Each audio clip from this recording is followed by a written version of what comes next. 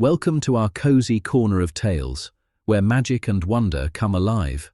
Tonight, we'll venture to the enchanting lands of Scandinavia, where the ancient gods of Norse mythology once roamed.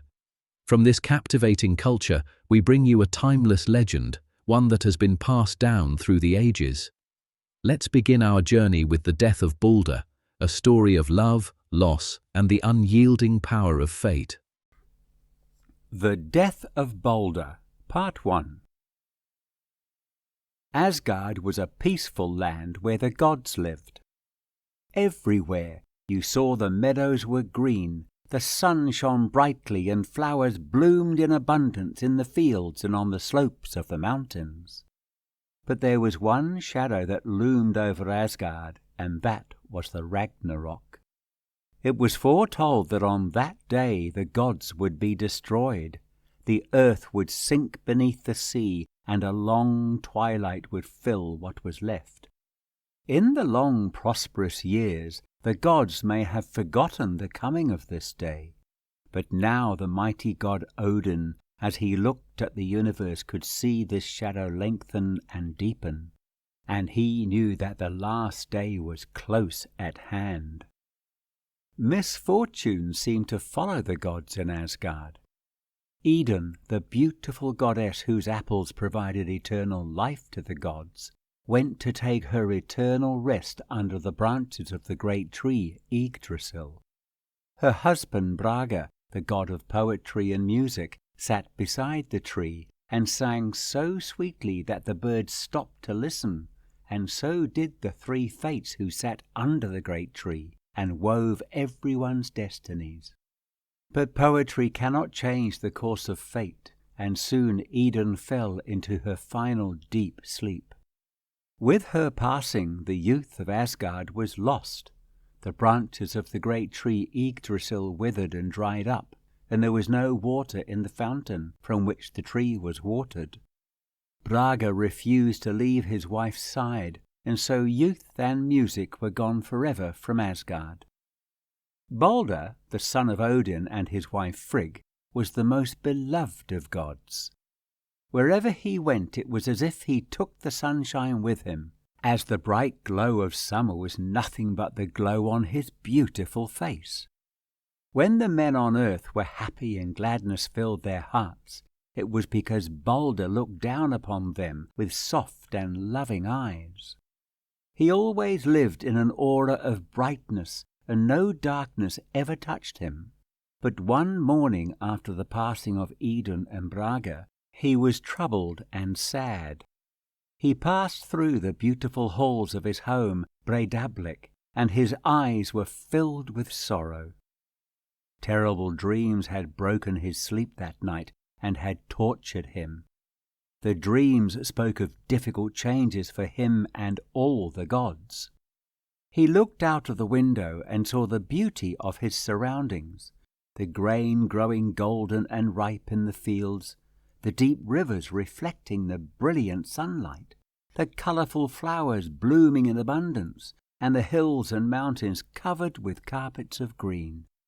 His dreams told him that he would soon not be alive.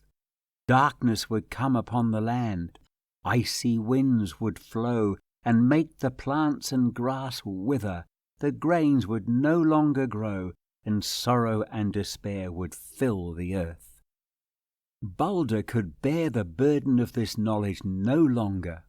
He called a council of all the gods and told them about the terrible dreams that he had. The gods were troubled on hearing this. If Balder died, it would be as if the sun no longer shone. They held a long and serious discussion and took a pledge that there would not be a single thing on earth which would harm him. Balder's mother Frigg went to all corners of the earth and made every single thing promise on a solemn oath to never hurt Balder. Every kind of metal, iron, trees, plants, grass, rocks, mountains, diseases, birds, beasts, insects, snakes, listened to Frigg's cry of help and solemnly promised to never hurt Balder. everything promised, and Frigg thought that she had driven away the cloud that hung over Balder. But fate was unfortunately stronger than her love. There was one little shrub which she had missed, and had not made the pledge to not harm Balder. Odin, the greatest of the gods, was not convinced even after all the precautions were taken. He could still see the dark cloud of sorrow hanging on the horizon. He began to feel that he was no longer the greatest of the gods, and he could almost hear the shout of the frost giants as they gathered around the gates of Asgard. So he took his horse Sleipnir and rode swiftly to Hel, which was the land of the dead.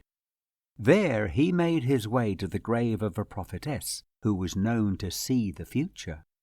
Odin was sad and weary, but he got down from his horse and started chanting magical spells and incantations, which were known to awaken those who were in deep sleep. It was silent for a while, after which he could hear a faint voice from deep within the grave. "Who are you? How dare you raise me from my deep slumber? I was laid to rest many, many years ago, and rain and snow have fallen continuously upon me. Who are you to come now and disturb my peace?" asked the voice.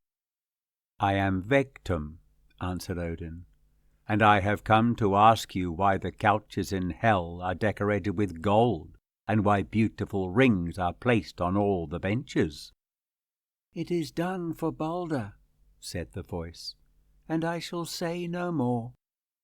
Odin was upset, hearing that Hel awaited the coming of Balder, which meant that Balder would be at Asgard no more.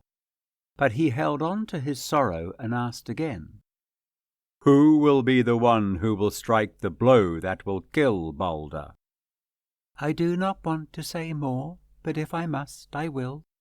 Hoder will be the one who will strike his brother Balder and send him down to Hel. The drinks are being prepared in Hel, awaiting his arrival." Odin looked across the grave, and he could see the dark days of the future ahead. He saw what no mortal could have ever seen. "Who is this who will not weep for Balder?" he asked. When Odin asked this question about the future, the prophetess realized that it was no mortal man, but the great god Odin himself, who asked all these questions. "You are not Vegtam," exclaimed the voice, "but the great god Odin."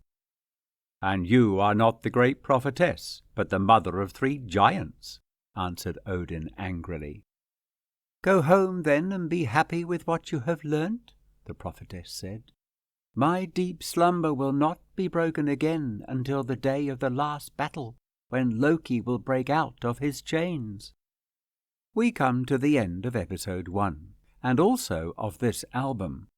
In the next album, we hear more about Balder, how Loki is punished for his sins, and about the coming of Ragnarok, the last battle of the gods. The end. The story of Balder's death reminds us that even in the darkest moments, there's always hope for a brighter future, and that the love and memories we share with others can never be taken away. To explore more captivating stories from Norse mythology and cultures around the world, download the StoryWaves app from Apple or Android app stores. A StoryWaves subscription costs less than $1 a month, making it one of the most affordable ways to bring quality stories to your family. All new stories, including the most exciting ones, are available exclusively on the StoryWaves app, so be sure to check it out for the latest editions. Subscribe to our YouTube channel and follow us on Instagram, TikTok, and Spotify for updates on upcoming content. Thank you warmly for watching.